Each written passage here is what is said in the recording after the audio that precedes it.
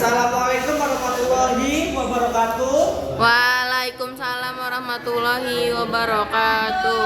Kami dari kelompok 2 akan menyampaikan hasil diskusi kita dengan materi karya tulis ilmiah.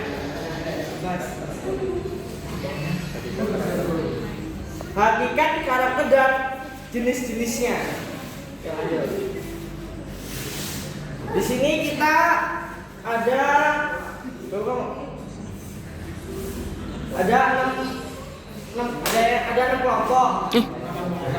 Ya, ada 6 orang.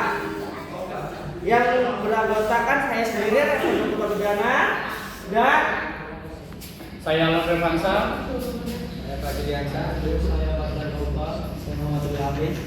Untuk mempersingkat waktu, marilah kita masuk ke materinya.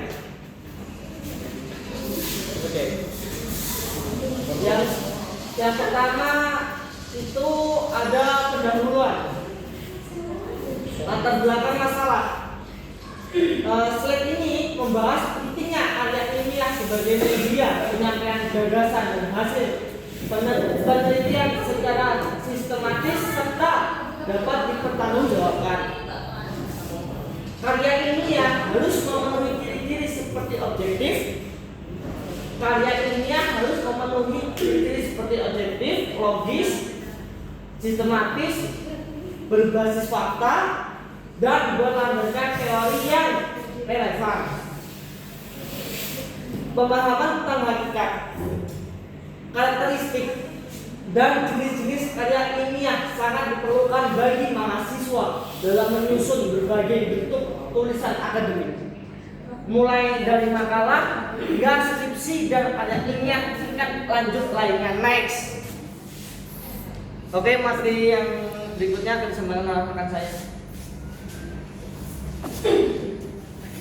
Karya ilmiah adalah tulisan yang menjanjikan gagasan, deskripsi atau pemecahan masalah secara sistematis, objektif, jujur, dan menggunakan bahasa baku serta didukung fakta, teori, dan bukti empiris. Karya ilmiah bertujuan menyampaikan ide, memenuhi tugas akademik, berdiskusi dalam forum ilmiah, mengikuti kompetisi, serta menyebarluaskan ilmu pengetahuan. Fungsinya antara lain sebagai rujukan peningkatan wawasan dan penyebaran ilmu bagi penulis. Karya ilmiah bermanfaat untuk meningkatkan keterampilan membaca menulis.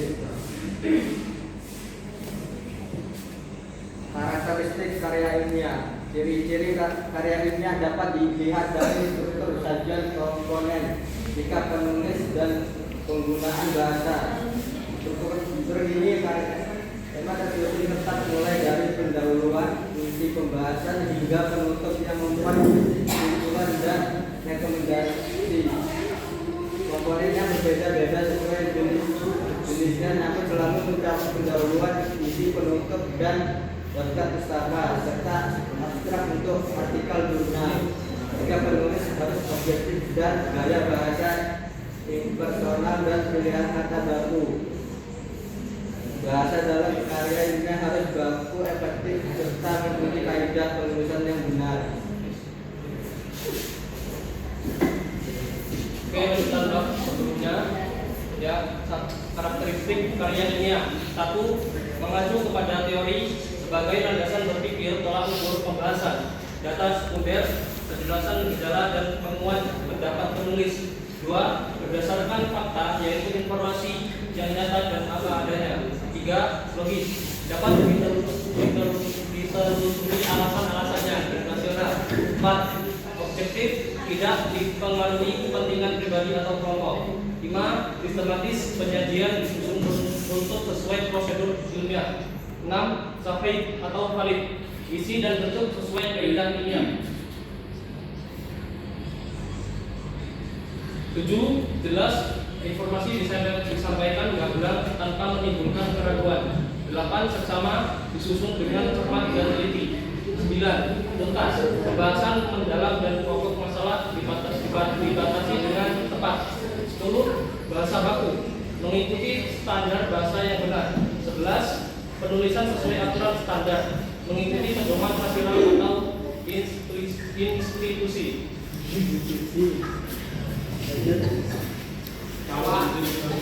Jenis-jenis karya ilmiah pertama yaitu makalah.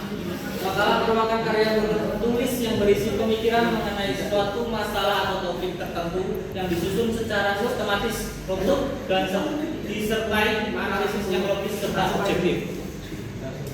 Penulisan makalah merupakan sistematika yang jelas agar pesan ilmiah dapat tersampaikan secara efektif. Makalah dapat ditulis untuk memenuhi tugas akademik maupun untuk disajikan dalam forum ilmiah. Selain itu, makalah juga merupakan karya tulis ilmiah yang membahas topik tertentu dalam ruang lingkup perkuliahan. Yang kedua yaitu skripsi. Skripsi adalah karya ilmiah yang ditulis mahasiswa S1 sebagai tugas akhir berdasarkan hasil kajian pustaka, penelitian lapangan, atau pengembangan sesuai bidang studinya. Penyusunan skripsi dibimbing oleh minimal 2 dosen untuk memastikan kualitas isi dan teknik penulisannya.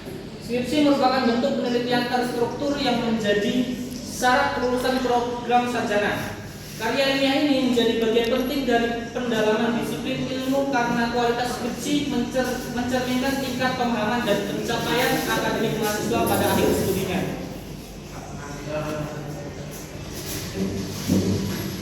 Selanjutnya adalah tesis.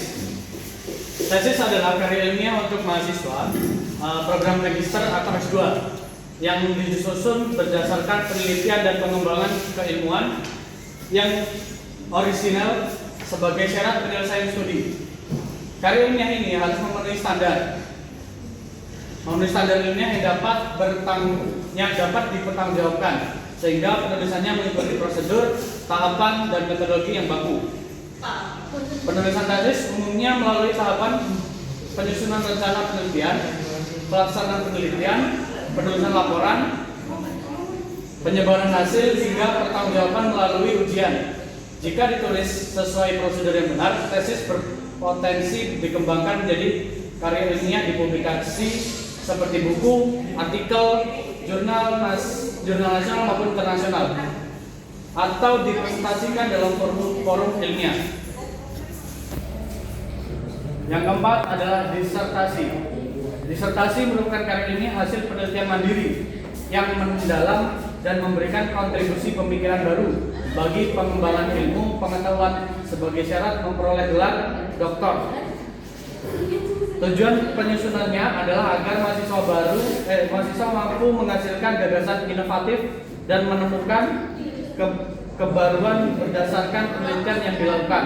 Oleh karena itu, disertasi harus memenuhi standar ilmiah yang tinggi, memiliki unsur originalitas, dan layak dipublikasi di jurnal internasional bereputasi. Pedoman penulisannya diatur dalam buku pedoman disertasi yang menjadi acuan bagi mahasiswa dan tim promotor dalam proses pembimbingan dan penyusunan karya ilmiah tersebut.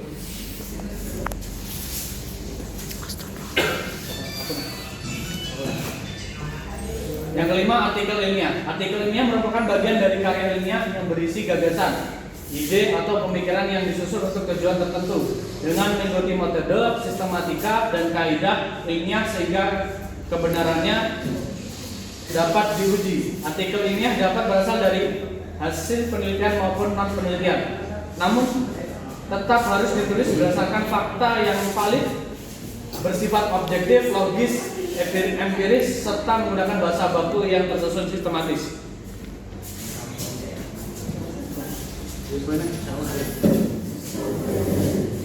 Yang keenam, kertas kerja.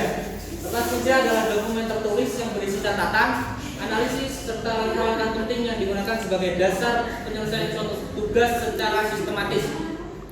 Dokumen ini berfungsi sebagai alat bantu untuk merencanakan, mengorganisasi, dan mengevaluasi suatu kegiatan agar proses kerja lebih terarah dan terstruktur. Dalam konteks akademik, kertas kerja memuat rangkuman materi, teori, data awal, dan analisis sementara yang menjadi dasar penyusunan karya ilmiah.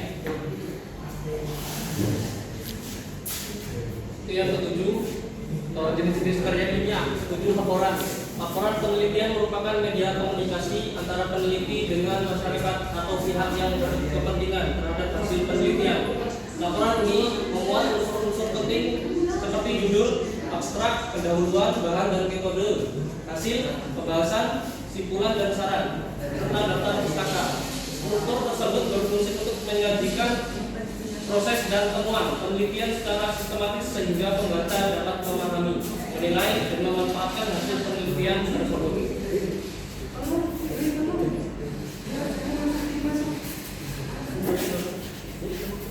Untuk berbagai bentuk karya ilmiah seperti makalah, skripsi, tesis, disertai artikel ilmiah, kertas kerja, dan laporan penelitian memiliki tujuan yang sama, yaitu menyampaikan gagasan dan hasil penelitian secara sistem dan dapat dipertanggungjawabkan. Pemahaman terhadap karakteristik dan standar penulisan membantu mahasiswa dan peneliti menghasilkan karya yang berkualitas, objektif, dan bermanfaat bagi perkembangan ilmu pengetahuan. Oke, sama saya. Oke, jika ada pertanyaan, mohon ajukan. Kalau bertanya bisa dijalan. Izin, nama saya Putri Devi Mariana, izin bertanya. Yang bagian skripsi.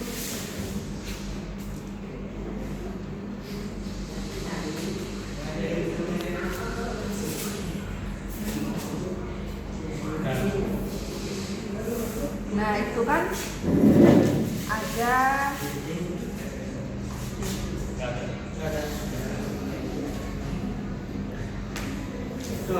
mengapa penyusun skripsi itu harus dibimbing oleh minimal 2 dosen.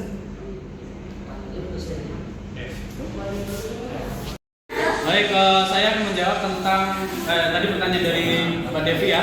Mengapa penyusunan skripsi itu dibimbing oleh minimal 2 dosen? Di singkat, yang pertama itu adalah menjamin kualitas akademik.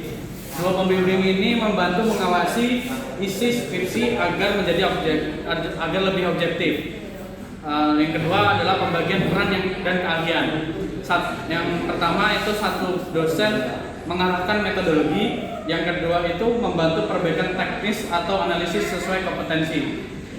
Lalu yang ketiga mengurangi ketergantungan pada 1 pembimbing. Nanti kalau misalkan cuma 1 dosennya pembimbing ini berhalangan, ya nggak bisa lanjut, berarti kalau ini terstuck di situ aja. Nah, terus yang selanjutnya menjamin objektivitas penilaian. 2 pembimbing memberi sudut pandang yang berbeda sehingga hasilnya lebih valid dan tidak subjektif. Nah.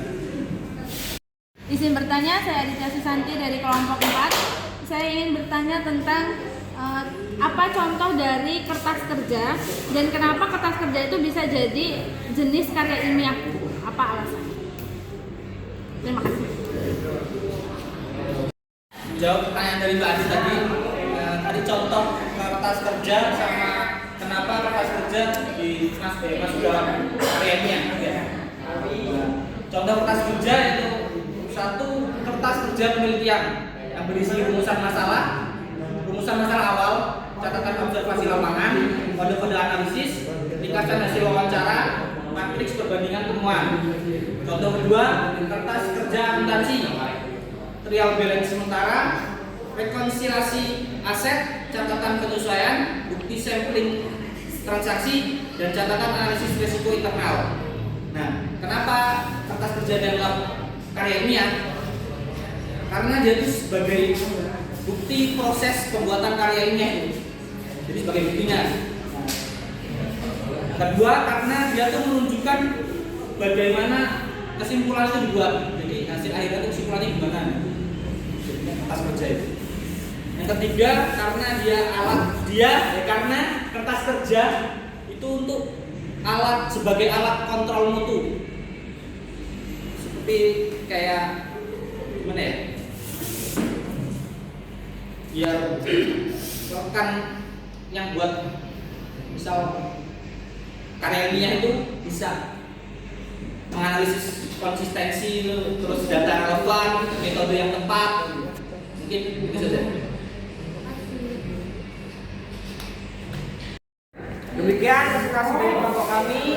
Kurang lebihnya kami mohon maaf. Kami akhiri.